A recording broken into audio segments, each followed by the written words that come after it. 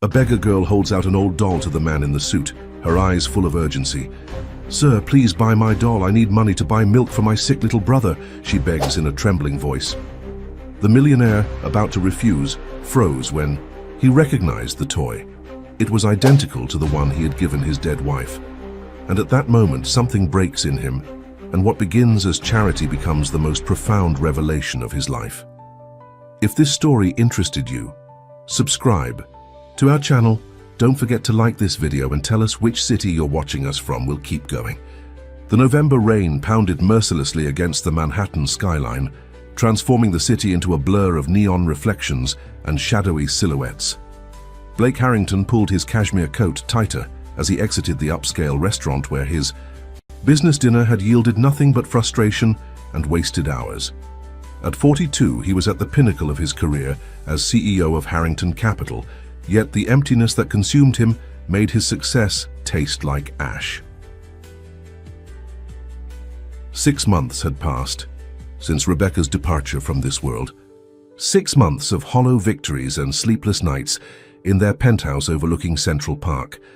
The doctors had called it a rare autoimmune condition, but to Blake, it was simply the universe's cruelest joke, taking away the one person who had seen beyond his wealth and power to the man underneath. His driver had offered to pick him up, but Blake had insisted on walking. The rain matched his mood, and the physical discomfort felt appropriate somehow. 3 blocks from his building, as he passed an alleyway between 2 renovated brownstones, a small voice cut through the downpour. "Mister, would you like to buy my doll?"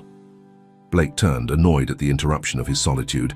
A girl no older than 9 stood beneath the minimal shelter of a fire escape.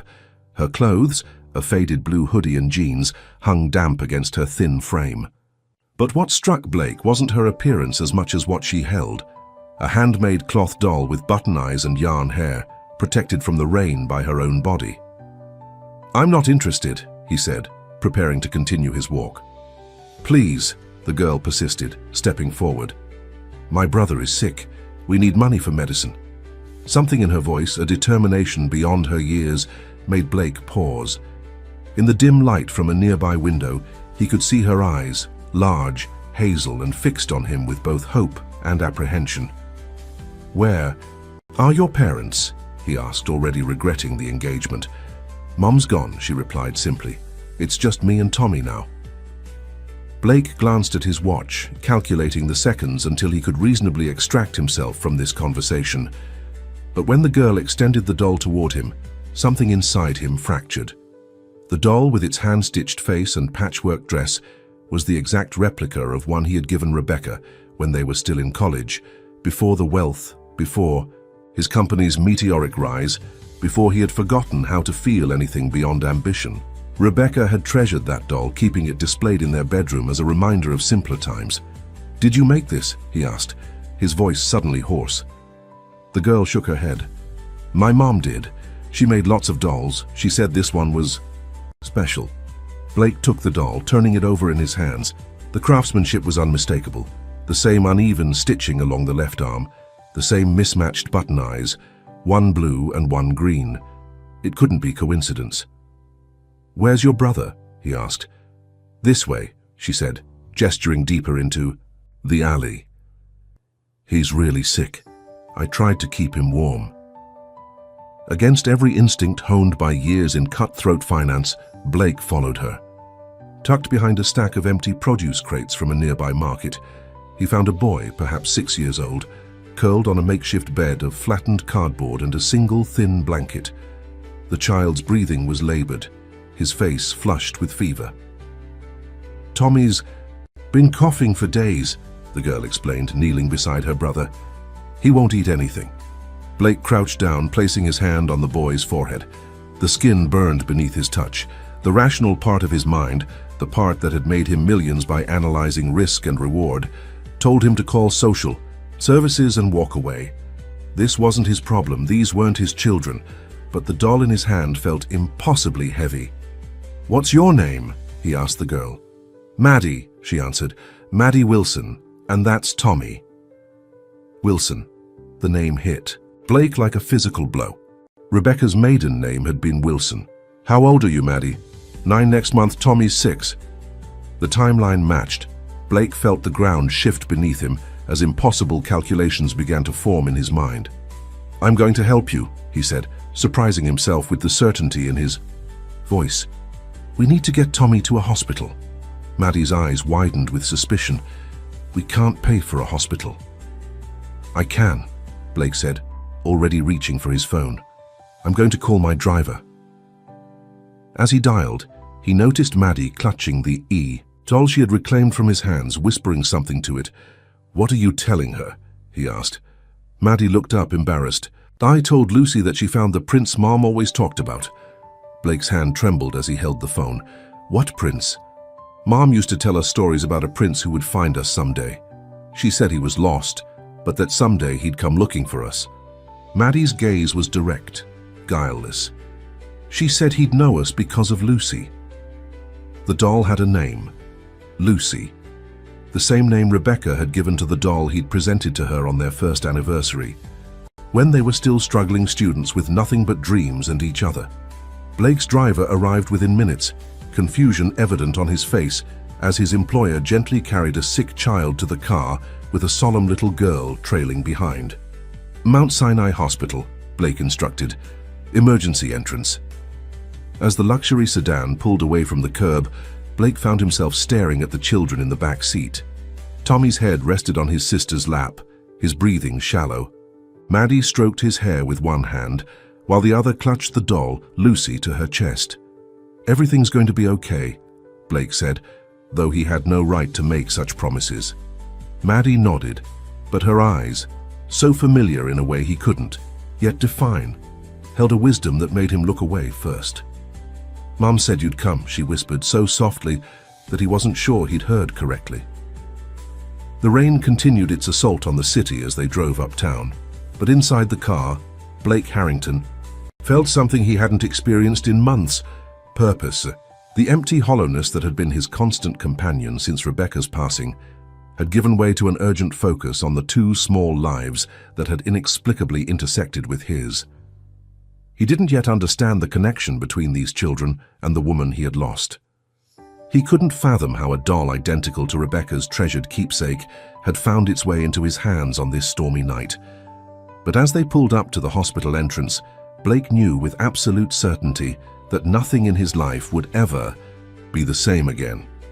The emergency room staff snapped to attention when Blake Harrington entered with a sick child in his arms and announced that money was no object in securing immediate care.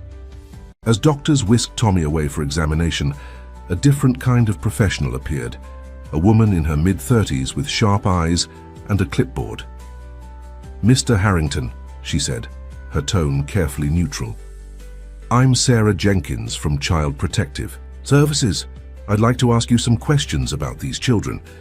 Blake recognized the look in Sarah Jenkins' eyes, the same calculating assessment he used when evaluating potential investments. She was weighing him, measuring his worth not in dollars but in something far more valuable, trustworthiness. Of course, he said, gesturing toward a quiet corner of the waiting room, though I don't know much more than their names. And how exactly did you come to be in possession of these children? Sarah's pen hovered over her form, her professional demeanor masking what Blake sensed was genuine concern. He explained the encounter as clinically as possible, the rain, the alley, the doll, the sick boy. With each detail, Sarah's expression grew more guarded. So you're saying you found two homeless children and, instead of calling authorities immediately, you brought them here yourself? Her tone was carefully neutral, but Blake had negotiated enough deals to recognize skepticism.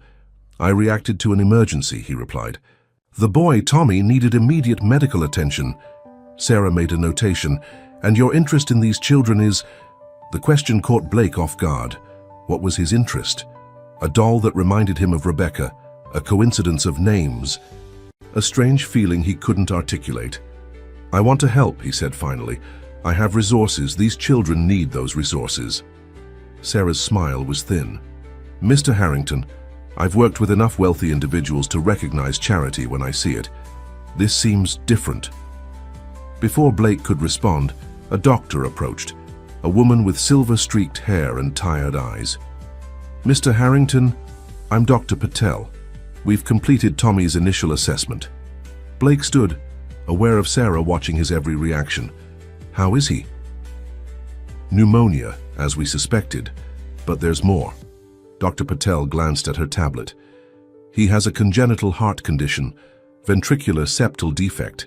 It appears to have gone untreated. Meaning? Blake asked, though he already knew the answer wouldn't be simple. Meaning we need to address both issues. The pneumonia is our immediate concern, but the heart condition will require specialized care. Dr. Patel's eyes softened slightly. Are you a relative? He's not, Sarah interjected. The children are wards of the state as of tonight. Blake felt something unfamiliar rise within him, a protective instinct he'd never experienced before. I'd like to cover all medical expenses, he said, and I want to be kept informed of his condition. Dr. Patel nodded, seemingly unsurprised by the offer. That's generous, but Ms. Jenkins is correct about protocols without legal standing. I understand, Blake interrupted, but surely there's nothing preventing me from ensuring these children receive the best possible care while the legal situation is sorted out. Sarah studied him for a moment, then sighed. We can establish you as a temporary sponsor while we locate any relatives. It's unconventional but not unprecedented. Blake extended his hand. Thank you, Ms. Jenkins. She took it briefly, her grip firm. This isn't approval, Mr. Harrington. It's pragmatism. These children need immediate support, and our system is overwhelmed. As Dr. Patel left to continue Tommy's treatment, Blake realized Maddie had been watching the entire exchange from a nearby chair, the doll, Lucy, clutched tightly in her arms. Is Tommy going to be okay? She asked when he approached. Blake sat beside her, careful to maintain a respectful distance. The doctors are doing everything they can. He's very sick, but this is the best hospital in the city. Maddie nodded solemnly. Mom always said we'd be taken care of. She held up the doll. Lucy knows. Blake found himself staring at the doll again, at its mismatched button eyes and hand-stitched smile. Maddie, can you tell me about your mom? The girl's face brightened. Mom was the prettiest lady in the world. She made dolls and told stories. She could sing any song after hearing it just once. Her smile faded slightly, but she got sick too. What was her name? Blake asked, his heart pounding. Rebecca, Maddie said. Rebecca Wilson, but I called her Mommy. The confirmation hit Blake like a physical blow. He had suspected, of course, from the moment he saw the doll, but hearing the name spoken aloud made the impossible suddenly, terrifyingly real. Sarah approached, breaking the moment. Maddie, honey, would you like some hot chocolate? The nurses. Have some at their station. As a nurse led Maddie away, Sarah turned to Blake. Mr. Harrington, is there something you're not telling me? He considered lying. It would be easier than explaining a truth he himself barely comprehended. But years of business had taught him that lies eventually unravel at the worst possible moments. Rebecca Wilson was my wife's maiden name, he said quietly. Sarah's professional composure faltered. I see. We were separated for a time about 9 years ago, Blake continued, the words feeling strange as they left his mouth. We reconciled, but these children are approximately 9 and 6 years old, Sarah finished for him. Blake nodded. I need to know if... He couldn't complete the sentence. Sarah's expression softened slightly. DNA testing would be the only way to be certain. I can expedite the process given the circumstances, but Mr. Harrington, she lowered her voice, if you're suggesting what I think you are, there will be questions about why these children were living on the street while their father is one of the wealthiest men in New York. I didn't know, Blake said, the inadequacy of those 3 words crushing him. If Rebecca had children, my children, I had no idea. For the first time, Sarah seemed to believe him. That will need to be established through proper channels. In the meantime, temporary emergency placement is our priority. They can stay with me, Blake said immediately. Sarah shook her head. That's not how this works, Mr. Harrington. Without established paternity or legal guardianship, then what happens to them?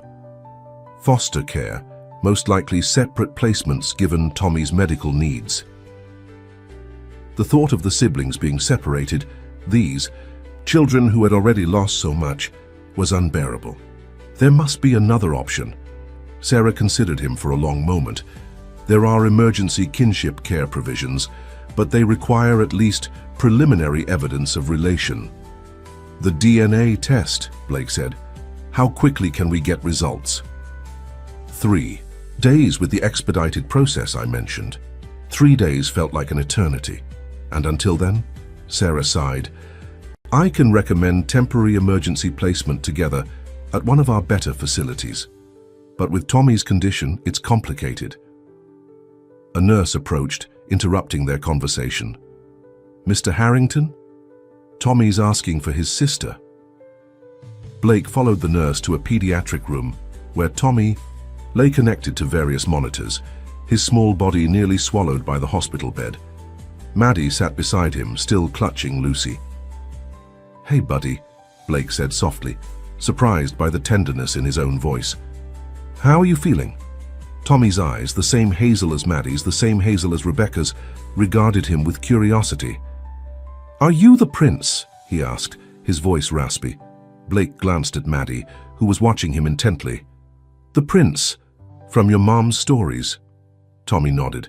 Maddie said you brought us to the castle. Blake felt something crack inside him, the hard shell of grief and isolation he'd built over the past 6 months. I'm just someone who wants to help. Mom said the prince wouldn't know he was a prince at first. Tommy continued, his eyelids growing heavy with medication. She said we'd have to remind him. As Tommy drifted to sleep, Blake found himself unable to look away from these children. These possible children of his. The resemblance to Rebecca was unmistakable now that he was looking for it. Maddie's determined chin, Tommy's expressive eyebrows. Mr. Harrington. Sarah stood in the doorway. A word? In the hallway, she handed him a form. This authorizes DNA testing. If you're serious about pursuing this, we should start immediately. Blake signed without hesitation. I should warn you, Sarah added, her voice softer than before. This process isn't just about biology. If these children are yours, there will be evaluations, home studies, court appearances. Your life will be examined in detail. I understand. Sarah studied him, seeming to search for something in his expression. May I ask, if you learn they aren't related to you, what then? It was a fair question, one that Blake hadn't considered in the whirlwind of the evening. Would he still feel this pull toward 2 homeless children if they weren't connected? To Rebecca, if they weren't potentially his own? They would still be children who need help, he said finally. That wouldn't change. For the first time, Sarah offered a genuine smile. That's the right answer, Mr. Harrington. As they completed the paperwork for the DNA test, Blake found his gaze drawn back to the hospital room where Maddie sat vigilant, beside her sleeping brother, whispering something to the doll in her lap. The doll that had belonged to Rebecca. The doll that somehow had found its way back to him on a rainy night when he needed a purpose beyond his grief. Lucy, he whispered to himself, remembering how Rebecca had treasured that simple gift from their early days together. Had she really kept it all these years? Had she passed it on to a daughter he never knew existed? The questions multiplied with each passing moment, but one certainty emerged from the chaos of his thoughts. Whatever connection existed between him and these children, biological or circumstantial, he could not walk away. Not now. Not ever. For the next 48 hours, Blake barely left the hospital. He converted a private waiting room into a temporary office, conducting video calls and signing documents while keeping watch over Tommy's room. The boy's condition had stabilized, but Dr. Patel remained concerned about his heart.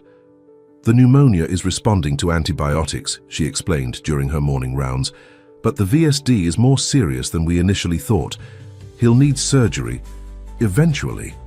Blake nodded, absorbing this information with the same focus he applied to market analyses. Whatever he needs, just say the word. Dr. Patel regarded him curiously. Ms. Jenkins mentioned there's a DNA test pending. Yes. May I ask off the record if you suspect these children are yours? Blake hesitated, The question was becoming familiar, yet his answer remained complicated. I believe they might be. Their mother and I. It's possible. Dr. Patel's expression softened. It would explain certain things. Tommy's heart condition has genetic components that match your family history and your medical records. Blake felt a chill. When he'd authorized the hospital to access his records for the DNA comparison, he hadn't considered they might find medical connections before. The official results. My father had a heart condition, he said quietly. Precisely. Dr. Patel made a notation on her tablet. Well, we'll know more soon. In the meantime, Tommy is asking for you. Blake found himself smiling at this news. In just 2 days, the boy had begun to look for him, to expect his presence. It was a feeling, unlike any he'd experienced, being needed not for his wealth or influence, but simply for himself. Inside the room, Maddie was reading to Tommy from a book Blake had sent his assistant to purchase, a collection of fairy tales that Maddie had specifically requested. The girl had an extraordinary memory, citing exact titles and authors as if reciting from a catalogue. Mr. Blake. Tommy's face brightened when he entered. The boy had started calling him Mr. Blake after overhearing a nurse use his first name. How's the warrior today? Blake asked, using the nickname that had emerged from one of the fairy tales. Dr. Patel says I can have ice cream later, Tommy reported solemnly. Blake sat beside the bed. That's excellent news. Warriors need ice cream for strength. Maddie closed the book, her expression serious beyond her years. Is Tommy getting better? He is, Blake assured her. The medicine is working. Maddie nodded, satisfied with this. Answer for now. Over the past 2 days, Blake had learned that the girl was remarkably perceptive, weighing each piece of information with careful consideration. Ms. Sarah came this morning, she said. She asked more questions about Mom. Blake tried to keep his expression neutral. What kind of questions? About where we lived before, about Mom's friends. Maddie's fingers played with Lucy's yarn hair. I told her about Aunt Jenna. Blake felt his heart rate quicken. Aunt Jenna. Not our real aunt, Maddie explained. Mom's friend. She came to see us sometimes, brought groceries. She stopped coming after Mom got sick. Another piece of the puzzle. Do you know Aunt Jenna's last name? Maddie shook her head. But she had red hair and lots of bracelets that made noise when she moved. Blake immediately reached for his phone, scrolling through contacts until he found the name he sought. Jenna Michaels, Rebecca's college roommate and bridesmaid at their wedding. They'd lost touch after the divorce, but if anyone would know about Rebecca's life during their separation, it would be Jenna. I need to make a call, he told the children. I'll be right outside. In the hallway, Blake hesitated before dialing. What would he say? How would he explain the situation? The phone rang 3 times before a familiar voice answered. Blake Harrington, I never thought I'd see your name on my caller ID again. Hello, Jenna? It's been a long time. 9 years, give or take. Her tone was guarded. What can I do? For you? Blake took a deep breath. I need to ask you about Rebecca. Silence stretched between them. Rebecca's gone, Blake. Has been for months. If this is about the estate... It's not, he interrupted. It's about Maddie and Tommy. The silence that followed was different, heavy, charged. How do you know those names? Jenna finally asked, her voice barely above a whisper. They're here, in New York. I found them 3 nights ago, living on the street. Blake's voice caught. Tommy's in the hospital, pneumonia and a heart condition. Oh my God. Jenna's shock seemed genuine. Are they okay? Where have they been? The last time Rebecca mentioned them, they were in Boston with... With who, Jenna? Blake pressed when... She didn't continue. With her, of course, Jenna replied carefully. Blake, what exactly do you know about these children? I know their mother was Rebecca Wilson. I know they have her eyes. I know they've been carrying around a doll identical to one I gave Rebecca in college. He paused. What I don't know is why my wife never told me she had children. Jenna's sharp intake of breath was audible. She tried to tell you, Blake. God, she tried so many times. The words hit him like a physical blow. What are you talking about? When she discovered she was pregnant with Maddie, she called you. Repeatedly. You were in Tokyo closing that massive deal with Nakamura Industries. Your assistant kept saying you were unavailable. Blake remembered that deal. 6 weeks in Japan, working 20-hour days. The acquisition that had doubled Harrington Capital's market value overnight. He'd turned off his personal phone, focused entirely on the negotiations. When you finally returned, Jenna continued, you told her you wanted a divorce, that your career was taking off and you couldn't be held back by a traditional marriage. The memory was there, but distorted through the lens of ambition and youth. He'd been 28, suddenly wealthy beyond imagination, surrounded by sycophants telling him he could have anything, everything he wanted. She never mentioned being pregnant, Blake said, though even as the words left his mouth, he wondered if that was true. Had he given her the chance? She was going to the day you served her divorce papers via courier. Jenna's voice had turned cold. After that, she decided her child deserved better than a father who couldn't be bothered to end his marriage in person. Blake leaned against the wall, his legs suddenly unsteady. And when we reconciled? You mean when you showed up 5 years later, after your midlife crisis at 33, claiming you'd made a terrible mistake? Jenna's bitter laugh held no humor. She loved you, Blake, always did, but by then she had 2 children to protect. From me? The question emerged as little more than a whisper. From disappointment, from abandonment, from a father who had made it abundantly clear that his priorities lay elsewhere. Blake closed his eyes, memories flooding back. With new context. Rebecca's insistence on keeping their reconciliation private at first, her mysterious trips to visit friends, the dedicated second bedroom in their penthouse that she'd insisted on furnishing herself, though they never used it for guests. She was planning to tell me, he realized aloud. Yes. Jenna's voice softened slightly. The last time we spoke, about 7 months ago, she said it was time. That you'd changed, truly changed. That the children deserved to know their father, and you deserved to know them. 7 months ago, just before Rebecca's sudden illness, just before he'd lost her forever. Why didn't you contact me after she was gone? Blake asked. These children, my children, have been living on the streets. I tried to find them, Jenna said defensively. Rebecca had them with a caretaker in Boston, Maria something. When I called, the number was disconnected. I hired a private investigator, but he couldn't locate them. I assumed Maria had taken them to family somewhere. Blake's mind raced through the implications. I need your help, Jenna. I need everything you know about Rebecca's life with the children, where they lived, who they knew, and I need you to come to New York as soon as possible to help me establish custody. Custody? Jenna sounded surprised. Blake, no offense, but you're not exactly father material. I'm learning, he replied, surprised by his own certainty. And they're my children. I won't lose them again. After a long pause, Jenna sighed. I'll be on the next flight. But Blake, if you hurt those kids, if you get bored of playing daddy when the novelty wears off, I will personally ensure you never see them again. Understood. He ended the call and stood motionless in the hallway, processing everything he'd learned. Rebecca had tried to tell him. She'd wanted him to know their children, and now in the cruelest twist of fate she was gone, and he was left to piece together the family they should have been all along. When he returned to Tommy's room, he found both children asleep. Tommy, in his bed, Maddie curled in the chair beside him, Lucy clutched to her chest. Blake studied their faces, searching for traces of himself. Tommy had his chin, he realized. And Maddie's hands were shaped like his, with the same long fingers his mother had always said were made for playing piano. His children. The thought no longer felt foreign, but instead filled a void he hadn't acknowledged until now.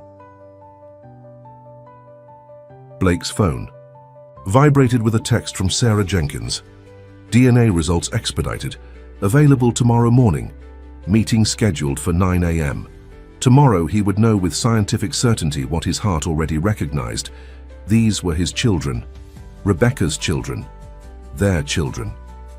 As he settled into the chair opposite Maddie, prepared to spend another night in the hospital room, Blake noticed something he hadn't seen before. a small tear in the back of Lucy's dress, revealing the stuffing inside. He reached over carefully, not wanting to wake Maddie, and examined the doll more closely. The tear wasn't accidental. It had been carefully sewn and unsewn multiple times, creating a hidden pocket of sorts. Blake gently felt inside and encountered something unexpected, a piece of paper folded small and tucked deep within the doll's stuffing.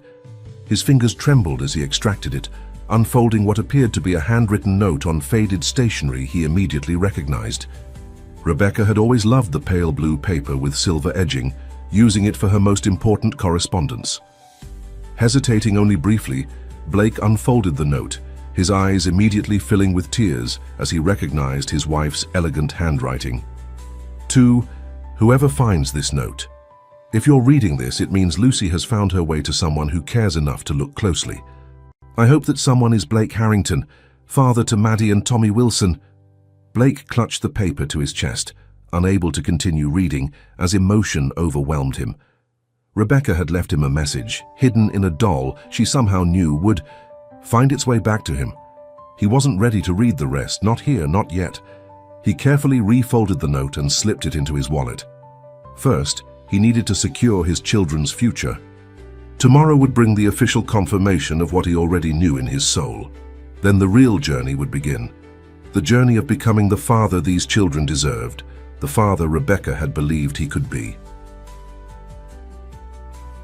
Blake arrived at the hospital half an hour before his scheduled meeting with Sarah Jenkins, his appearance a stark contrast to the disheveled businessman who had first brought 2 children in from the rain 4 nights ago. He'd gone home to shower and change, instructing his housekeeper to prepare the penthouse's unused guest rooms. One call to his assistant had mobilized an army of shoppers, transforming the sterile spaces into proper children's bedrooms within hours. He found Maddie already awake, reading quietly to her still sleeping brother. She looked up when he entered, her expression brightening. "Mr. Blake, you're early today." "I have a meeting with Ms. Jenkins," he explained, setting down a bag containing fresh clothes and books. "I thought you might like some new things." Maddie approached the bag cautiously as if expecting it to disappear. "For us? Of course." Blake watched as she carefully examined each item. A blue sweater, jeans in her size, sneakers with light-up soles that he'd been assured were cool by the saleswoman. "They're pretty," she said, running her fingers over the fabric. "But we can't pay you back." The statement, delivered with such matter-of-fact acceptance, pierced Blake's heart. "Maddie, you don't need to pay me back. These are gifts." She considered this, head tilted. "Mom said we should never take things from strangers." "That's very wise of your mom," Blake agreed. "But I'm not exactly a stranger anymore, am I?" Maddie studied him intently. "No, you're Mr. Blake, the prince who doesn't know he's a prince." Before he could respond to this assessment, Sarah Jenkins appeared in the doorway, her expression unreadable. "Mr. Harrington, you're early. I wanted to see the children before our meeting." Sarah nodded. "Dr. Patel has offered her office for our discussion. Maddie, a volunteer from Child Life Services, will stay with you and Tommy while we talk." A young woman with a cheerful smile and a cart of art supplies entered the room, introducing herself to Maddie, who regarded her with cautious interest. In Dr. Patel's office, Sarah placed a folder on the desk between them. "The results came back this morning." Blake stared at the folder, suddenly afraid of its contents. What if he was wrong? What if the resemblance, the doll, Rebecca's maiden name, what if it was all coincidence? "Mr. Harrington," Sarah prompted gently, "would you like me to summarize the findings?" He shook his head. "No, I'll read it." With steadier hands than he expected, Blake opened the folder and scanned the document inside. The clinical language blurred before his eyes until he reached the conclusion. Probability of paternity, 99.98%. The alleged father, Blake Harrington, cannot be excluded as the biological father of the tested children, Madison Wilson and Thomas Wilson. Though he had anticipated, even hoped for, this result, the confirmation still struck him with physical force. He was a father, had been for 9 years without knowing it. "What happens now?" he asked, his voice rough with emotion. Sarah leaned forward. "Typically, we would begin a formal kinship placement process, including home studies, background checks, and a transition period. Given the circumstances, however, I want to expedite everything," Blake interrupted. "Whatever it takes, these are my children, Ms. Jenkins. They belong with me." "I understand your eagerness," Sarah replied carefully. "But this isn't just about biology, Mr. Harrington. These children have experienced significant trauma and instability. Tommy has serious medical needs. Maddie has essentially been acting as his caretaker. They need more than just a biological connection. They need stability, consistency, and genuine care." Blake met her gaze directly. "I understand that better than you might think. I lost their mother, my wife, 6 months ago. I know something about grief and adjustment."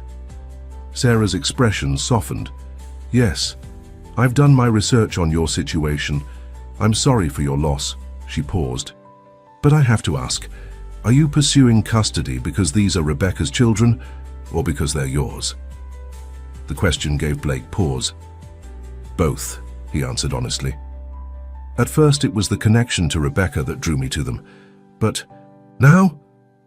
He thought of Tommy's brave smile through pain, of Maddie's fierce protectiveness, of the way they both looked at him with growing trust. "Now it's about them, who they are, who we could be together." Sarah nodded, seemingly satisfied with his answer. "I've spoken with Dr. Patel about Tommy's condition. She believes he'll be discharged within a week, but his heart will require ongoing care and eventually surgery. I'll make sure he receives the best possible treatment." "I have no doubt about that." Sarah smiled slightly. "Your financial resources are certainly an advantage in that regard, but children need more than medical care and material comforts, Mr. Harrington." "I know that," Blake said, thinking of his own childhood in a mansion filled with everything except parental attention. "I have a lot to learn about being a father, but I'm committed to doing whatever it takes." Sarah considered him for a long moment. "I believe you mean that. So I'm prepared to recommend temporary custody while we complete the formal processes." She held up a hand as Blake began to thank her.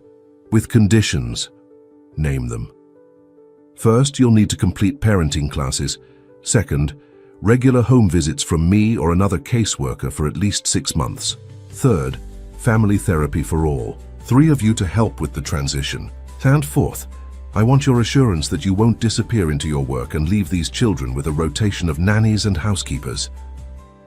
Blake felt a flicker of defensiveness at the last condition, but he recognized the legitimacy of her concern. "I've already contacted my COO about restructuring my schedule. I'll be working primarily from home for the foreseeable future." "Impressive," Sarah acknowledged. "But parenthood isn't a temporary project, Mr. Harrington. It's a lifetime commitment." "I'm aware of that." Blake reached into his pocket and withdrew the folded note he'd discovered in Lucy's stuffing. "Last night, I found this hidden inside. The doll Maddie carries, it's from Rebecca." Sarah accepted the note with surprise. "May I?" Blake nodded, watching as she read Rebecca's words he had finally found the courage to read himself in the pre-dawn hours. "To whoever finds this note, if you're reading this, it means Lucy has found her way to someone who cares enough to look closely. I hope that someone is Blake Harrington, father to Maddie and Tommy Wilson. Blake, if you're reading this, I should begin with an apology. I kept your children from you for years, first out of hurt and pride, later out of fear that disrupting their lives would cause more harm than good. As my illness progresses, I realize that choice may have been a mistake. Our children are extraordinary, Blake. Maddie has your intelligence and my stubbornness. Tommy has your smile and my love of stories. They deserve to know their father, and you deserve to know them. I've told them stories about a prince who would find them someday.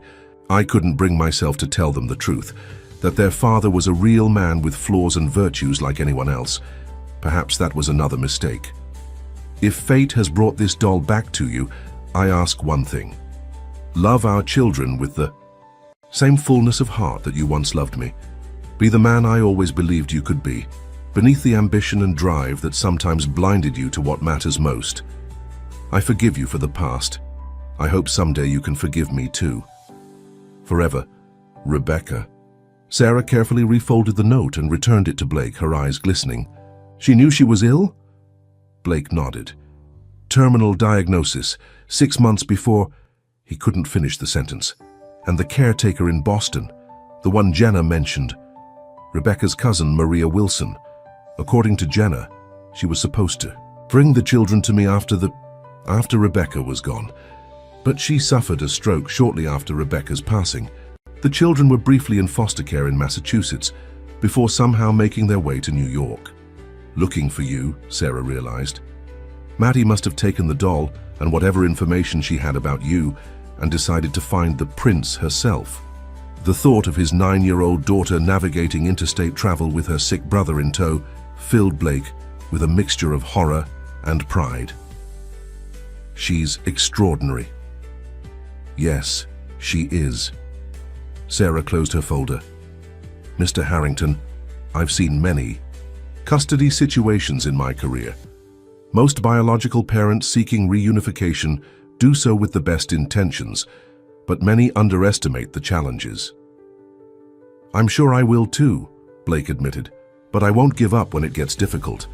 Sarah studied him for a moment longer, then nodded decisively. I believe you, so let's discuss next steps.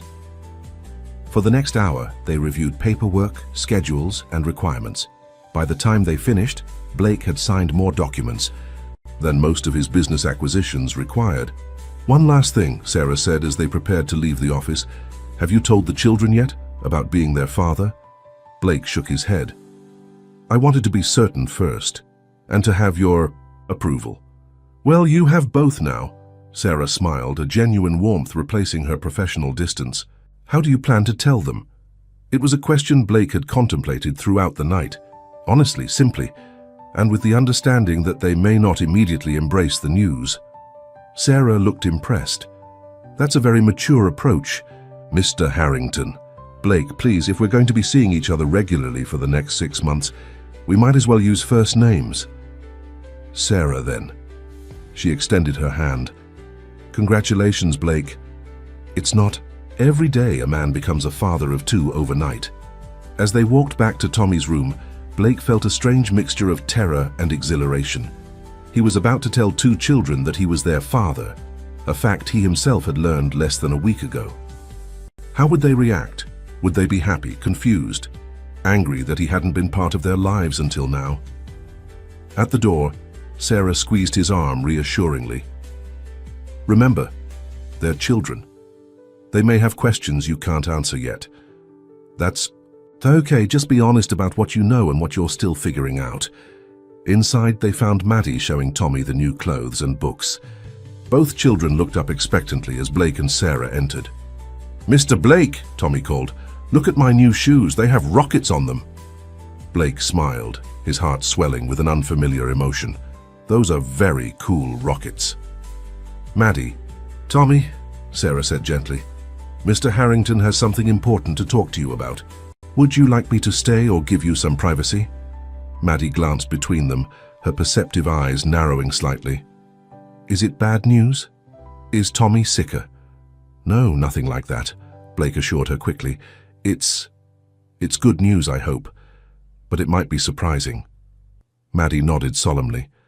You can stay, Ms. Sarah, in case we have questions. Blake sat on the edge of Tommy's bed, taking a deep breath. Maddie, Tommy, do you remember how your mom used to tell you stories about a prince who would find you someday? Both children nodded, Tommy with excitement, Maddie with cautious interest. Well, Blake continued, his voice steady despite his racing heart, those stories were your mom's way of telling you about me. I'm not actually a prince, but I am.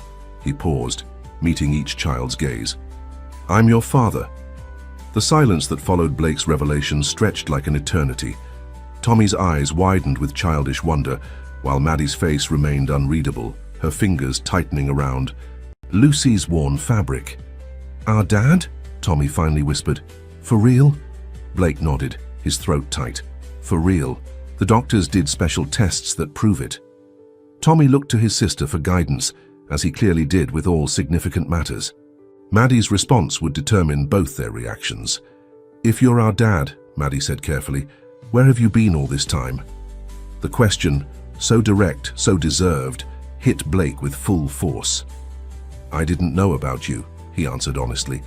"Your mum and I were apart for a while, and she didn't tell me about you. I wish she had. I wish I'd known you both from the beginning." Maddie absorbed this, her expression thoughtful. "Did you love Mom?" "Very much," Blake replied without hesitation. "We made mistakes, both of us, but I never stopped loving her." Tommy, less concerned with the complexities of adult relationships, had more practical questions. "If you're our dad, does that mean we'll live with you? In a real house?" "In my apartment, yes. It's big with plenty of room for both of you." Blake glanced at Sarah, who gave him an encouraging nod. "I've already started getting your rooms ready." "Will we have our own beds?" Tommy asked, his excitement growing. Blake smiled. "Yes, and much more. But the most important thing isn't the stuff. It's that we'll be together, that we can become a family." "We were always a family," Maddie said quietly. "Me and Tommy, and Mom." Blake felt the gentle rebuke in her words. "You're right, and nothing can change that. I'm not trying to replace your mom or the life you had with her. I just want to be part of your lives now, if you'll let me." Maddie studied him intently, her eyes so like Rebecca's, seeing far more than a child should. "Did you read Mom's letter? The one in Lucy?" Blake blinked in surprise. "You knew about that?" "Mom told me it was there for the prince, for you to find when the time was right." Maddie held out her hand. "Can I see it? I want to know what she said." Blake hesitated, looking to Sarah for guidance. Some parts of Rebecca's letter might be too complex for a 9-year-old to process. "Perhaps you could read the parts that are appropriate for Maddie and Tommy," Sarah suggested gently. Blake nodded, retrieving the letter from his pocket. He carefully selected portions to share. Rebecca's description of their personalities, her hope that they would know their father, her belief that Blake would love them as she did. When he finished, Tommy was beaming, but Maddie's expression remained serious. "Mom wanted us to be with you," she said, not quite a question. "Yes," Blake confirmed, "and I want that too, very much. But I understand if you need time to get used to the idea. This is a big change for all of us." Maddie seemed to reach a decision. "Tommy needs a good doctor for his heart, and we need a place to live." She straightened her shoulders, suddenly appearing older than her years. "We'll come stay with you and see if it works." Blake felt tears prick his eyes at her pragmatic acceptance. "Thank you, Maddie. I promise to do my very best." "You have to promise something else too," she added seriously. "Anything. You have to promise not to leave us, ever." Her voice wavered slightly, betraying the fear beneath her composed exterior. "Even when it gets hard, even if we're bad sometimes." Blake moved from Tommy's bed to kneel before Maddie's chair, meeting her at eye level. "I promise with all my heart that I will never leave you. No matter what happens, no matter how hard things get, I'm your father forever." Maddie held his gaze for a long moment before nodding once, accepting his vow. "Okay then." Tommy, watching. This exchange with growing excitement burst out. "Does this mean I can call you Dad instead of Mr. Blake?" The question, so simple yet so profound, caught Blake off guard. "If you want to, yes, I'd like that very much." "Dad," Tommy tried the word, grinning. "I like how it sounds." Blake felt something break open inside him, a dam of emotion he hadn't realized he'd been holding back. His children, his son and daughter, the family he never knew he had, now looking at him with cautious hope. Sarah cleared her throat gently. "Well, this seems like a good beginning. Maddie, Tommy, do you have any questions for Blake or for me about what happens next?" "When can Tommy leave the hospital?" Maddie asked immediately. "Dr. Patel says maybe 3 more days," Sarah replied. "His lungs are much better, but they want to run some more tests on his heart before he goes home. And then we'll go to Dad's house?" The word still sounded experimental on Maddie's lips. "That's right," Blake confirmed. "I live in an apartment building with a doorman and an elevator. It's on the top floor so you can see all of Central Park." Tommy's eyes widened. "Can we go to the zoo?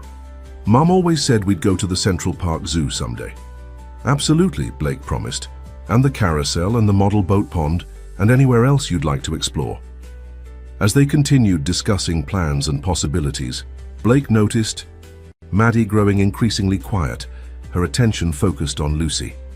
While Tommy peppered him with questions about the apartment, toys, and potential adventures, Maddie seemed to withdraw into herself. Later, as Tommy napped and Sarah left to process paperwork, Blake sat beside Maddie in the small seating area by the window. "You're very quiet," he observed gently. "Are you okay?" Maddie shrugged, still focused on adjusting Lucy's yarn hair. "I was just thinking about Mom, about how she wanted us to find you."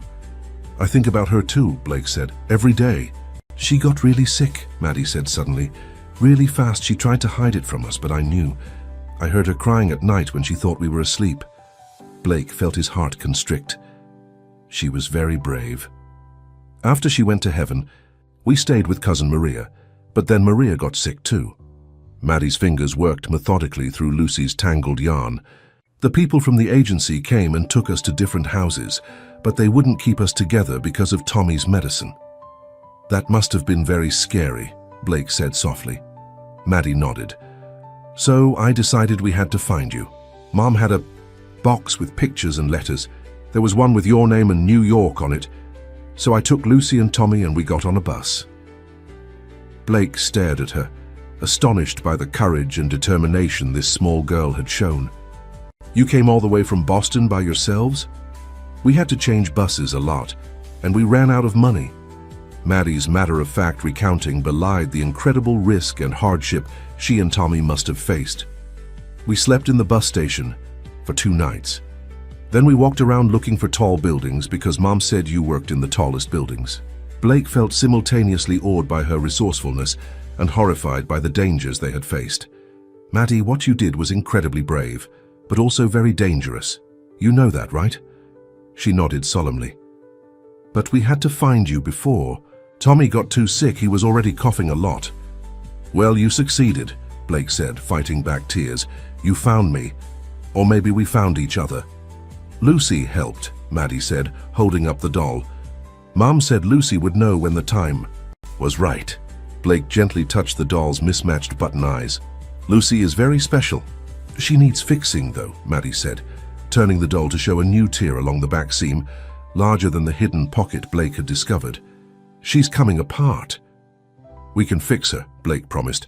"I'm not much of a seamstress, but we'll find someone who can make her good as new." "Not new," Maddie corrected quickly. "She needs to stay. The same Lucy, just fixed." Blake understood the distinction. Of course, the same Lucy, just stronger. That evening, after Tommy had fallen asleep and Maddie was reading quietly in her chair, Blake stepped into the hallway to take a call from Jenna, who had arrived in New York and was staying at a hotel nearby. "How did it go with the kids?" she asked immediately. "Better than I expected," Blake admitted. "Tommy's thrilled. Maddie's cautious." "That sounds like Maddie," Jenna said with affection. "She's always been the protector, even as a toddler. Rebecca used to say she had an old soul." "She told me how they got to New York," Blake said, still processing the magnitude of the children's journey. "I can't believe they made it here safely."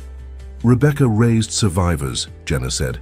"Listen, I brought some things from Boston. Photo albums, school records, their favorite books. Things Rebecca would want them to have. When can I bring them by?"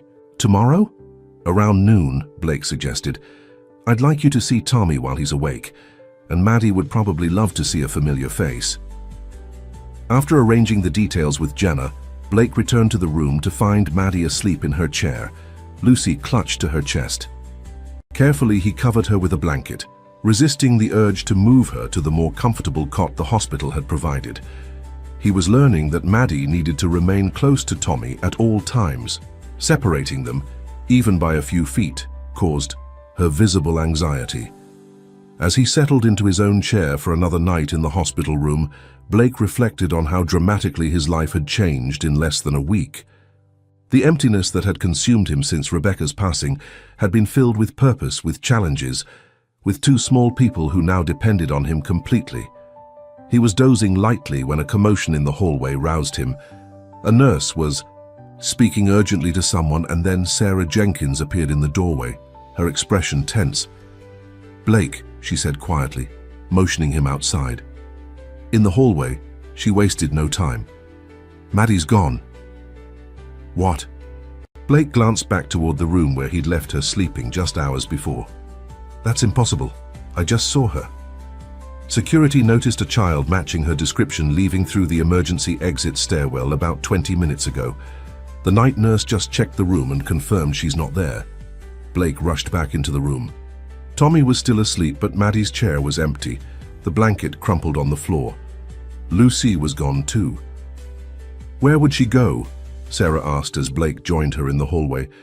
"Did she say anything about a place that was special to her and Rebecca?" Blake tried to think through his panic. "She mentioned the Central Park Zoo and looking for tall buildings when they first arrived in the city." "Security is already checking the hospital grounds," Sarah said. "I've contacted NYPD, but they won't classify it as a missing person case for a few more hours unless there's evidence of foul play." "She's 9 years old, alone in New York City in the middle of the night," Blake said, his voice rising. "How is that not an emergency?" "I agree with you," Sarah assured him. "That's why I'm here. I've authorized an immediate search as her caseworker, but we need to think about where she might have gone." Blake forced himself to calm down, to think clearly. "Let me check the security cameras, and I need to stay with Tommy. He'll panic. If he wakes up and both Maddie and I are gone..." Sarah nodded. "I'll coordinate with security and check the immediate vicinity. You stay here, but keep your phone on. And Blake, try not to worry too much. Maddie's proven she's resourceful." But as the minutes ticked by with no sign of Maddie, Blake's worry grew into full-blown panic. The security footage showed her slipping out of the room while he dozed, Lucy clutched tightly to her chest, her expression determined rather than frightened. When Tommy woke shortly after dawn and found his sister missing, his distress was heartbreaking. "She always says goodbye," he cried. "Always, always, even if she's just going to the bathroom." Blake held the boy close, promising that they would find Maddie soon. But as morning fully arrived with no news, he made a decision. "I need to look for her myself," he told Sarah when she returned from another fruitless search of the hospital grounds. "She's my daughter. I can't just sit here." Sarah hesitated, then nodded. "I'll stay with Tommy, but Blake, NYPD is involved now. They have officers searching the area." "It's not enough," Blake said, already pulling on his coat. "She's looking for something or someone. I need to figure out what." As he hurried through the hospital corridors, Blake's mind raced through possibilities. Why would Maddie leave?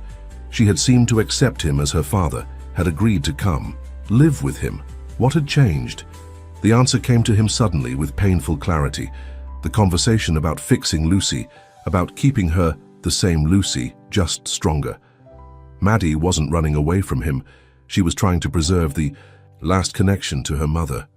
Blake changed direction, heading not for the hospital exit but for the gift shop on the main floor. There, among the overpriced stuffed animals and wilting flower arrangements, he found what he needed, a small sewing kit. Back outside, he instructed his driver to take him to Central Park. If Maddie had left in search of something related to Rebecca, the park seemed the most likely destination based on their conversations.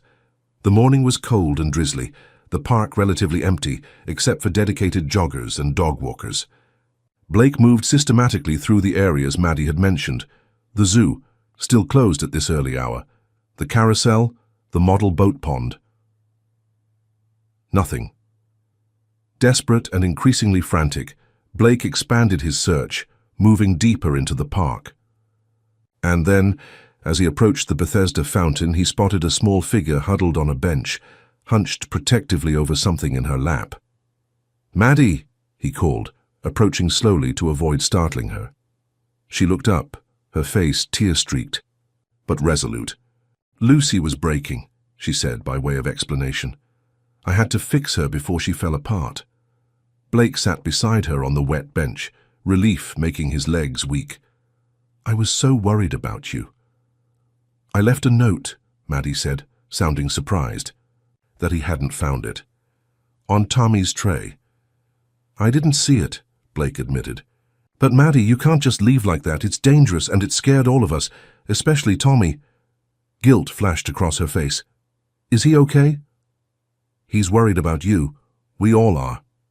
Blake gestured to Lucy, who lay in Maddie's lap with thread and needle sticking from her back. Were you trying to fix her? Maddie nodded miserably. I found a sewing store, but it was closed. I thought maybe someone in the park could help. Mom used to say there are always artists in the park. Why didn't you ask me for help? Blake asked gently. Maddie looked down at the doll. Lucy is the only thing we have from Mum. If she breaks... She couldn't finish the sentence. You're afraid of losing that connection to your mum, Blake finished for her. I understand that, Maddie, I really do. You do? Blake nodded, reaching into his pocket to produce the sewing kit. I thought that might be why you left. That's why I brought this. Maddie stared at the small packet of needles and thread, then back at Blake's face. You know how to sew? Not very well, he admitted with a small smile. But I'm willing to learn if you'll let me help you fix Lucy. Maddie considered his offer, then slowly extended the doll toward him. Her stuffing is coming out here, she said, pointing to the torn seam, and her arm is loose too. Blake took Lucy carefully, examining the damage. I think we can fix this, together, and then maybe we can find someone who can do a better job. Make her stronger so she won't tear again. Like a doll doctor? Maddie asked, the faintest hint of a smile appearing. Exactly like a doll doctor. Blake opened the sewing kit, selecting a needle and thread that matched Lucy's dress. But now let's do what we can. As they sat together on the park bench, Blake awkwardly threading the needle while Maddie held Lucy steady, he realized this was his first real act of parenting, not providing shelter or medical care or material comforts, but simply being present for his child in a moment of need. You know, he said as he made his first careful stitch, your mum would be very proud of how brave you've been, taking care of Tommy and finding me. But she wouldn't want you to feel like you have to do everything alone anymore. Maddie watched his hands work with focused attention. It's hard to remember that sometimes. I know. It's hard for me too. Blake tied off a stitch, then started another. But maybe we can remind each other. They worked in companionable silence for several minutes, the rain lightening to a fine mist around them. When Lucy's seam was securely closed, Blake helped Maddie reinforce the doll's loose arm. There, he said, tying the final knot. Knot. Perfect, but she'll hold together until we can find that doll doctor. Maddie inspected their work critically, then nodded her approval. Thank you. You're welcome. Blake pocketed the sewing kit. Now, shall we get back to Tommy? He's very worried about you. Maddie clutched Lucy to her chest and nodded, but as they stood to leave, she surprised Blake by slipping her free hand into his. It was such a small gesture, yet it felt monumentally significant, a first tentative step toward trust. Dad, she said, testing the word, just as Tommy had done. I'm sorry I scared you. Blake squeezed her small hand gently. It's okay, just promise me something. What? Next time you need help, with Lucy or anything else, you'll ask me first, even if you're not sure I'll understand. Maddie considered. This seriously? Then nodded. I promise, if you promise to try to understand even when it seems silly. I promise, Blake said solemnly, sealing their first father-daughter pact. Now let's go home. As they walked hand in hand through the park, Blake realized that home no longer meant his empty penthouse with its expensive furniture and hollow silence.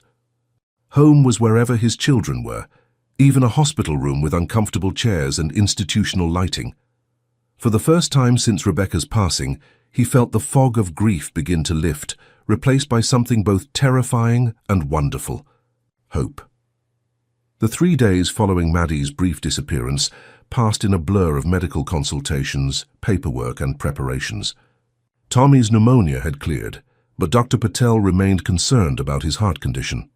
The VSD is significant, she explained during their final consultation before discharge. He'll need surgery, ideally within the next 6 months. And, until then, careful monitoring and medication. Blake nodded, his laptop open to detailed notes he'd been keeping on Tommy's condition. I've been researching specialists. Dr. Levin at Boston Children's is supposed to be the best for this particular procedure. Dr. Patel smiled approvingly. He is, though there's also pioneering work being done at Stanford if you're considering. All options. I am, Blake confirmed. Distance isn't a concern. Whatever gives Tommy the best outcome. As Dr. Patel reviewed the medication schedule, Blake felt a small hand slip into his. Maddie had barely left his side since their morning in the park, as if their shared mission to repair Lucy had repaired something between them as well. "Is Tommy going to need a big operation?" she asked once Dr. Patel had left. Blake had promised, both children honesty, appropriate to their ages but never sugar-coated. Yes, his heart has a hole that needs to be fixed. It's not an emergency, but it is important. Maddie absorbed this with the seriousness that characterized her approach. To all information, will it hurt? He'll be asleep during the surgery, and they'll give him medicine for pain afterward, Blake explained. And we'll be with him the whole time. When I had my tonsils out, Mom brought me ice cream, Maddie recalled, for 3 days straight. Blake smiled. I think we can manage that tradition. The homecoming to Blake's penthouse the following day was both joyous and overwhelming.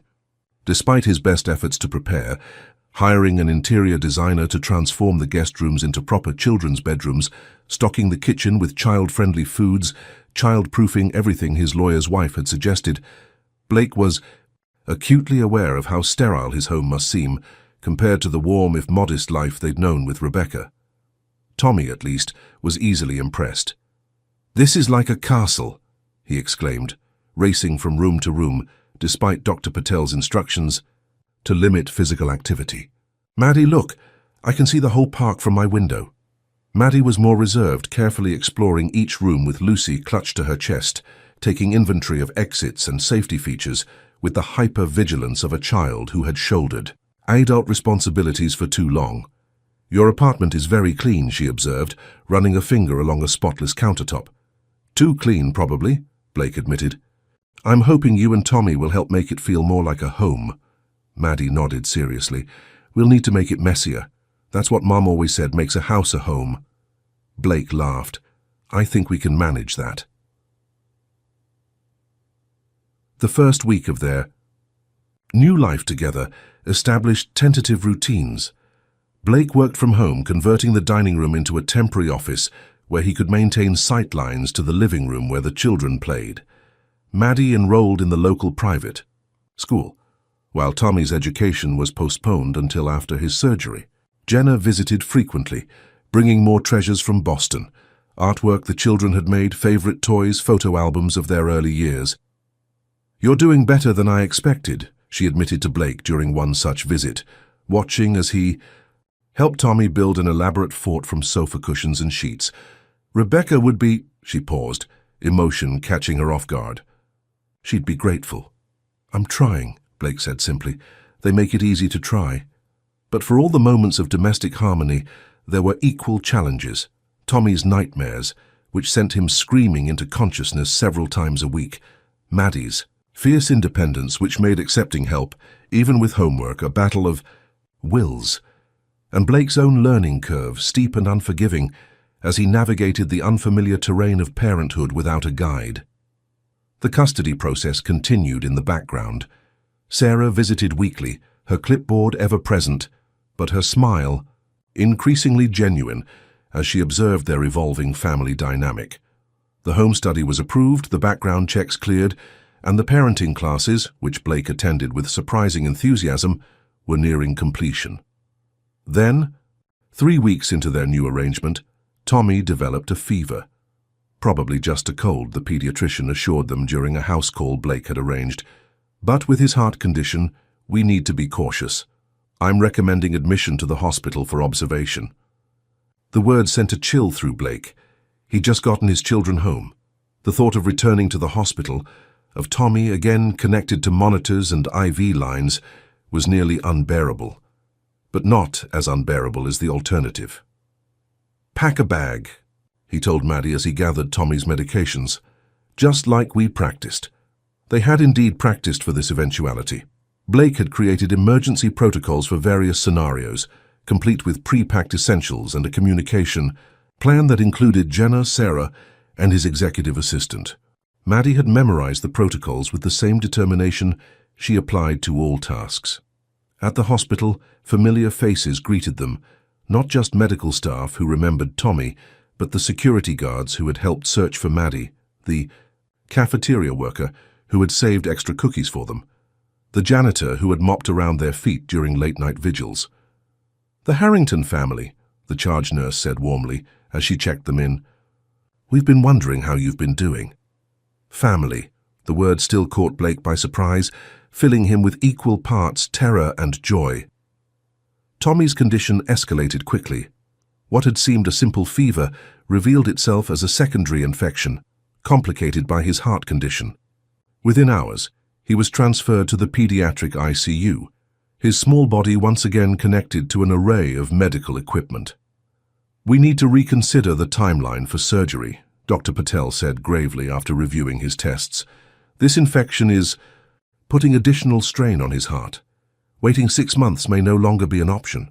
Blake nodded, his mind already racing through contingencies. "What's the soonest we could schedule it?" "That's the problem.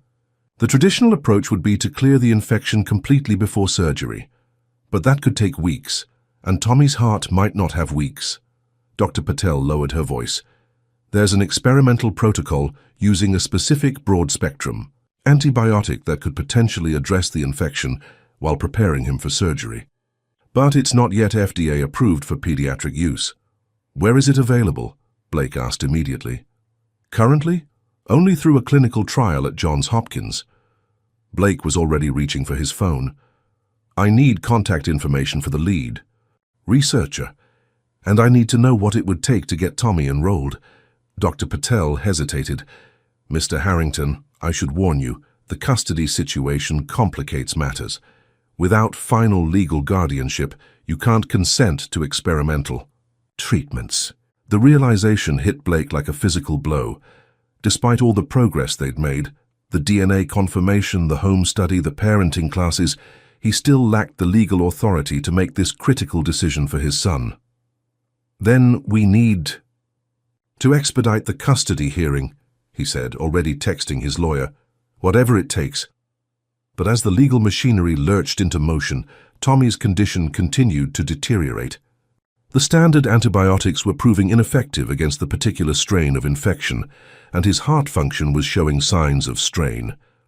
On the 3rd night of their hospital stay, as Maddie finally succumbed to exhaustion on the room's pull-out couch, Blake sat beside Tommy's bed, holding his small hand and feeling utterly helpless.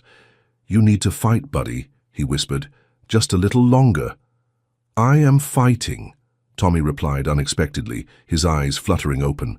"But it's hard." Blake leaned closer. "I know it is. You're the bravest person I've ever met." Tommy smiled weakly. "Braver than Maddie?"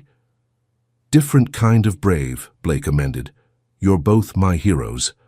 Tommy's eyes drifted to where his sister slept. "She's scared. I can tell." "We all are," Blake admitted.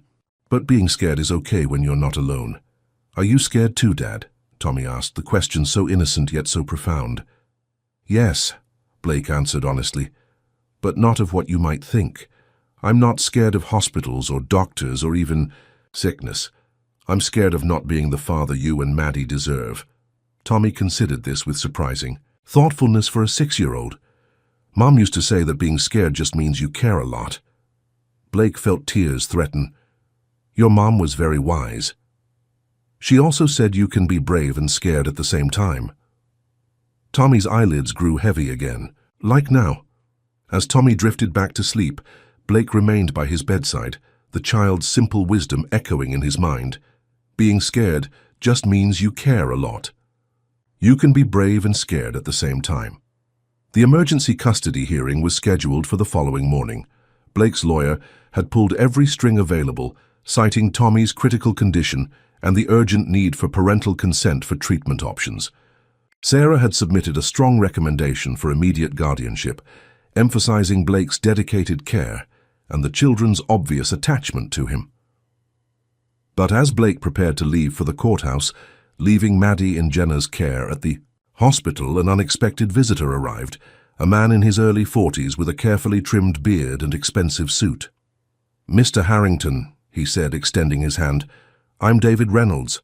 I was Rebecca's colleague at Boston University." Blake vaguely recalled the name. "You're an anthropology professor." "Archaeology," Reynolds corrected. "But that's not why I'm here. I understand you're seeking custody of Rebecca's children." Something in the man's tone, a possessive note when he said Rebecca's children, put Blake on alert. "Our children," he corrected. "DNA confirmed." Reynolds smiled thinly. "Biology isn't everything, Mr. Harrington. I knew Rebecca and the children for years. I was there when you weren't." The implication was clear. "Why are you here, Dr. Reynolds?" Blake asked directly. "To oppose your petition for custody." Reynolds held up a folder. "I have documentation of Rebecca's concerns about your parenting. Potential. Letters she wrote but never sent, expressing doubts about your commitment and stability." Blake felt as if the floor had dropped from beneath him. "That's impossible. Rebecca and I reconciled completely. She wanted me to know the children." "Perhaps at the end, when illness clouded her judgment," Reynolds conceded. "But for years she confided in me her concerns about your workaholic tendencies, your emotional detachment, your prioritization of wealth over relationships." The accusations struck painfully close to truths Blake had been forced to acknowledge. In recent weeks, he had been those things: driven, detached, work-obsessed. But he was changing, had changed in ways he never thought possible. "I'll see you in court," Reynolds said, turning to leave. "For the children's sake, I hope the judge considers what Rebecca wanted when she was well, not just a deathbed change of heart." Blake arrived at the courthouse shaken but determined. His lawyer, Catherine Morales, immediately recognized his distress. "What happened?" she asked as they reviewed final documents. Blake explained the encounter with Reynolds, watching her, expression grow increasingly concerned. "This complicates things," she admitted. "If he has documented evidence of Rebecca's wishes—" "He doesn't," Blake interrupted. "He can't, because that wasn't what Rebecca wanted. Read her letter from the doll. She wanted the children to know me, to be with me." Catherine's expression softened.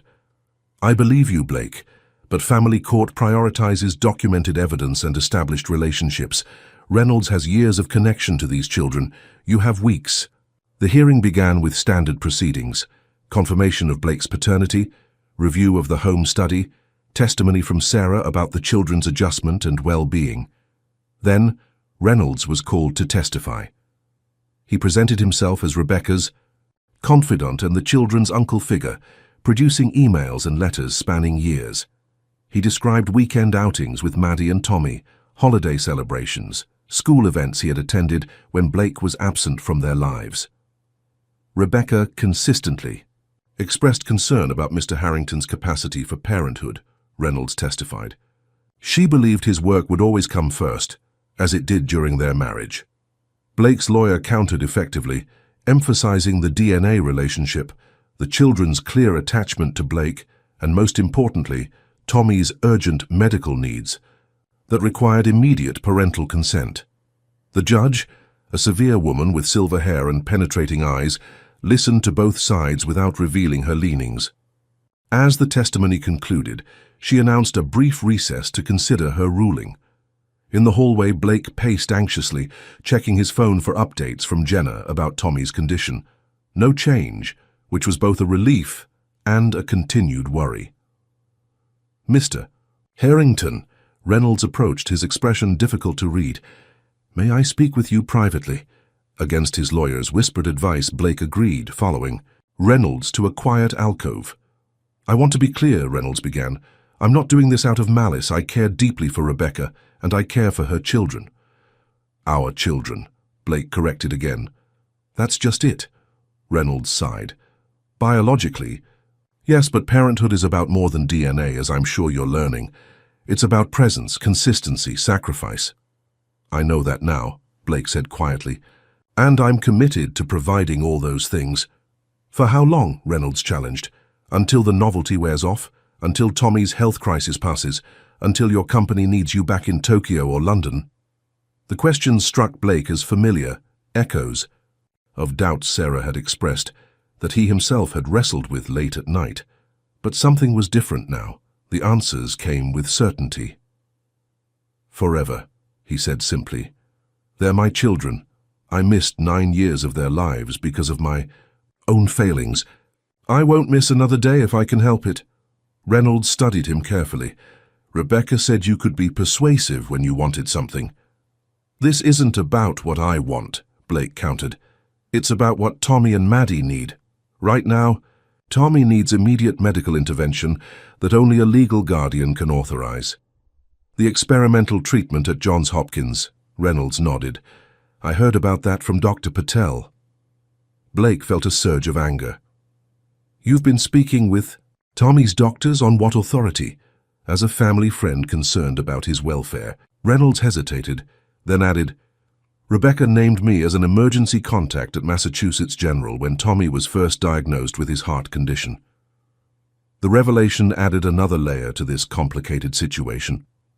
Reynolds wasn't simply a jealous friend or spurned suitor. He had been genuinely involved in the children's medical care. Before Blake could respond, his phone rang, Jenna's number flashing on the screen. "I have to take this," he said, stepping away. "Hello? Blake, you need to get back here." Jenna's voice was tight with worry. "Tommy's fever has spiked again, and Maddie's asking for you. She won't talk to anyone else." "I'll be there as soon as the judge rules," Blake promised. "Put Maddie on the phone." There was a shuffling sound. Then Maddie's small voice came through the line. "And Dad, when are you coming back?" The simple question, the trust implicit in her voice, steeled Blake's resolve. "Very soon, sweetheart. How's Tommy?" The doctors. "Look worried," Maddie said, her perceptiveness missing nothing. "And they're talking about different medicine that they can't give him yet." "I'm working on that right now," Blake assured her. "That's why I'm at the courthouse." "Is it because you're not officially our dad yet?" Maddie asked. "On paper." "Yes, exactly, but I'm always your dad, paper or no paper." Maddie was quiet for a moment. "The man who came yesterday, Dr. Reynolds, he said he was trying to help us too." Blake felt a chill. "Dr. Reynolds visited the hospital. He brought us books and talked to the doctors," Maddie confirmed. "He said he knew Mom for a long time." "He did," Blake acknowledged, choosing his words carefully. "He was your Mom's friend. But he's not our dad," Maddie said firmly. "He's nice, but he's not our dad." The courtroom doors opened, signaling the end of recess. "I have to go now, Maddie. The judge is ready. I'll be there as soon as I can." "Promise?" "I promise." As Blake ended the call, he found Reynolds watching him. "That was Maddie," Blake said unnecessarily. "Tommy's condition is worsening." Something shifted in Reynolds' expression, a softening, a recognition. Rebecca would want what's best for them, always. "Yes," Blake agreed. "She would." Inside the courtroom, the judge called the proceedings back to order. "I've reviewed the evidence presented by both parties," she began. "This is an unusual case with competing considerations. On one hand, we have clear biological paternity and the children's evident attachment to Mr. Harrington. On the other, we have Dr. Reynolds' long-standing relationship with the family and his testimony regarding the mother's expressed wishes." Blake held his breath, feeling as though Tommy's life literally hung on the judge's next words. "However," the judge continued, "there is another factor that weighs heavily in my decision. I understand there is a child who wishes to address the court." Blake turned in confusion as the courtroom doors opened. Sarah Jenkins entered, guiding Maddie by the hand. The girl was still wearing her hospital visitor badge, Lucy clutched tightly to her chest. "Your Honor," Sarah began, "Maddie Harrington has asked to speak on behalf of herself and her brother. Given the exceptional circumstances, I approved her brief leave from the hospital to attend this hearing." The judge nodded. "Very well, Maddie, please come forward." Blake watched in astonishment as his daughter approached the bench, her small shoulders squared with determination. "Hello, Maddie," the judge said, her severe expression softening. I understand you wanted to tell me something important. Maddie nodded solemnly. Yes, Your Honor. I wanted to tell you about my dad. Go ahead. Maddie took a deep breath. When me and Tommy were living on the street, we were really scared. Tommy was really sick and I didn't know what to do anymore. Then we met Dad, Mr. Blake, and he took us to the hospital right away. He stayed with us every night, even though the chairs are really uncomfortable. He learned how to give Tommy his medicine. He fixed Lucy when she was falling apart. She held up the doll as evidence. And he promised he would never leave us, no matter what. Not even if we're bad sometimes or if things get really hard. Maddie turned to look directly at Reynolds. Dr. David is nice. He brought us presents and read us stories sometimes when he visited Mum. But he's not our dad. Our dad is the one who found us in the rain and didn't walk away. The courtroom was silent as Maddie finished. Even Reynolds appeared moved by her simple, powerful testimony. Thank you, Maddie, the judge said gently. That was very brave of you. As Sarah led Maddie back to her seat beside Blake, the girl whispered, Did I do okay? Blake wrapped an arm around her shoulders. You were perfect. The judge cleared her throat. In light of all testimony, including that of the child herself, and considering the urgent medical situation, I am granting immediate temporary guardianship to Blake Harrington, with a review for permanent custody in 6 months. Blake felt a wave of relief so powerful it nearly knocked him from his seat. Mr. Harrington, the judge continued, this court takes very seriously the responsibility you are assuming today. These children have experienced significant trauma and uncertainty. They deserve stability, commitment, and love. I expect regular updates on Thomas's medical condition and on both children's overall adjustment. Yes, Your Honor, thank you. As the formalities concluded and necessary documents were signed, Blake was surprised to see Reynolds approach, hand extended. Congratulations, he said simply. It seems I misjudged you, or perhaps you've changed more than I realized. Blake accepted the handshake. Thank you for caring about them. Rebecca was fortunate to have a friend like you.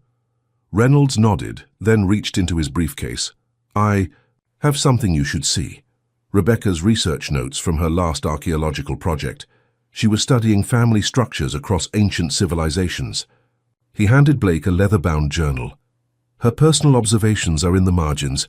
She wrote a lot about you and about the children, about the family she hoped you could all be someday. Blake accepted the journal with reverence. Thank you. This means more than you know. Take care of them, Reynolds said simply, then turned and left the courtroom. With the signed guardianship papers in hand, Blake and Maddie rushed back to the hospital, where Tommy's condition had stabilized, temporarily. Dr. Patel immediately initiated the process for the experimental treatment, contacting her colleague at Johns Hopkins, who agreed to review Tommy's case on an emergency basis. They'll need to see him in person, she explained, which means medical transport to Baltimore as soon as he's stable enough for transfer. Blake nodded, already making mental arrangements. Whatever it takes.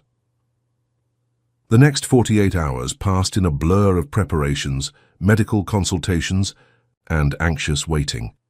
Tommy was airlifted to Johns Hopkins, with Blake and Maddie following by private jet that Blake's company kept on standby.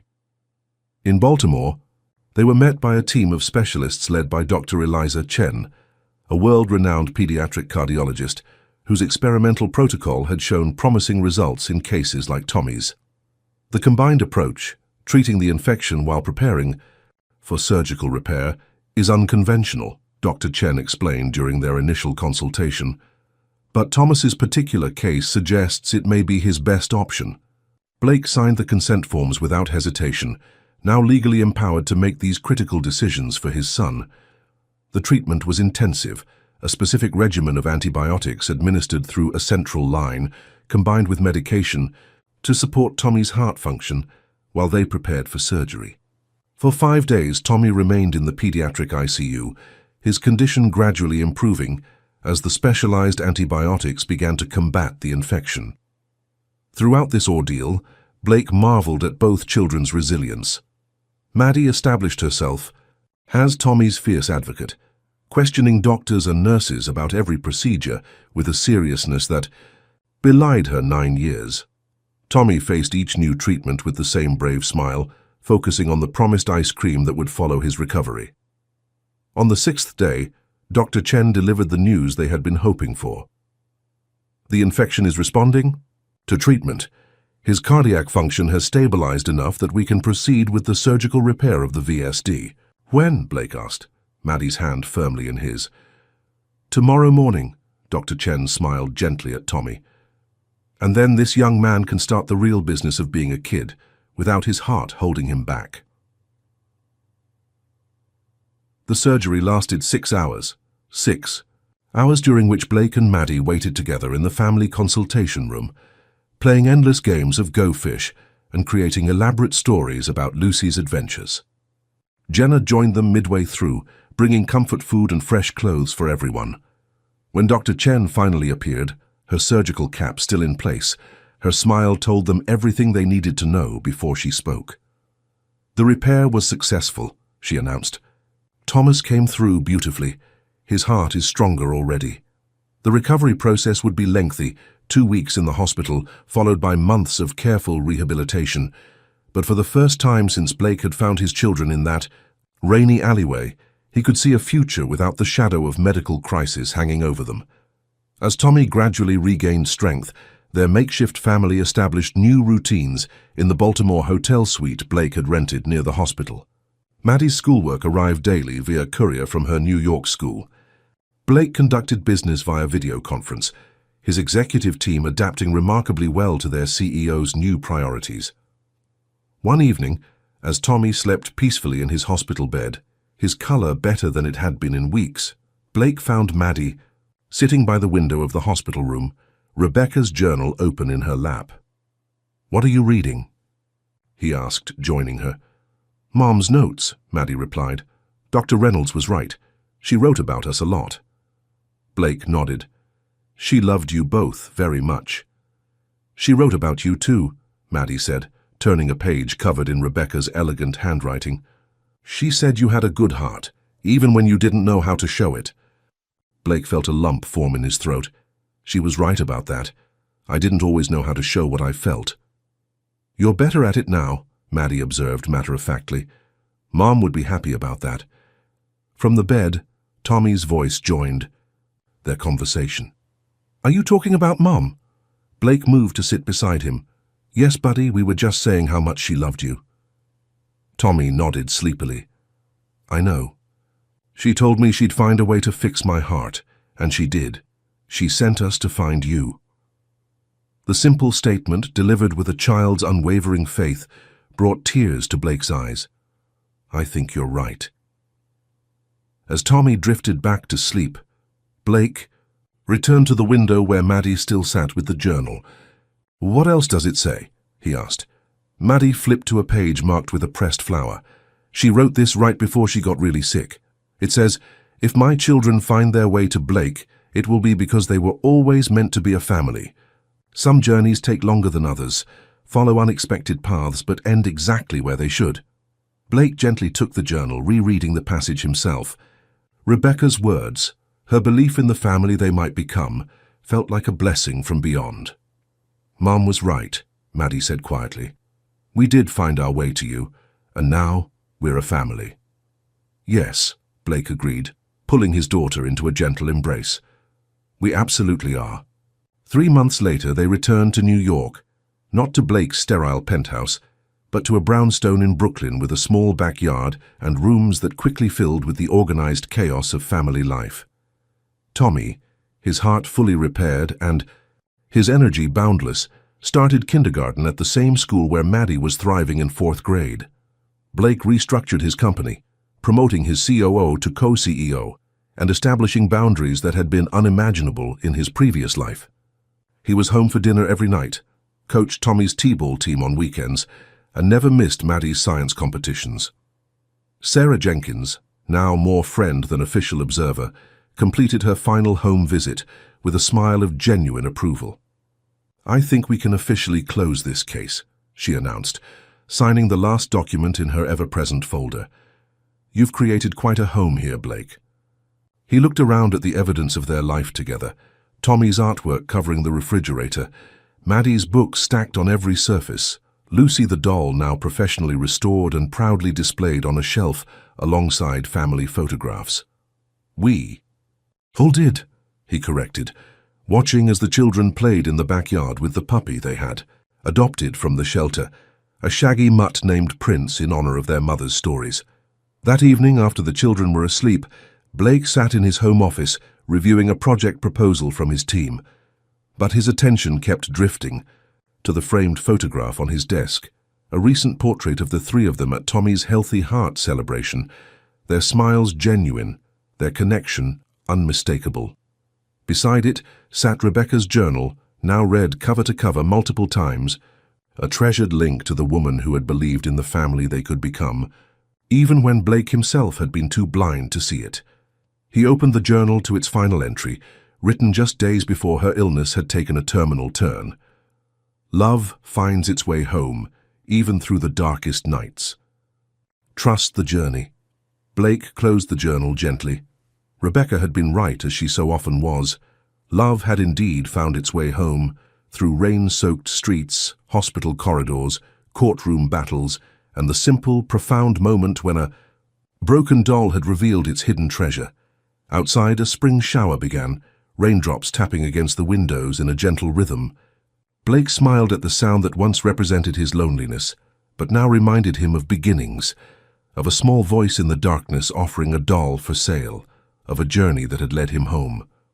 "Thank you,"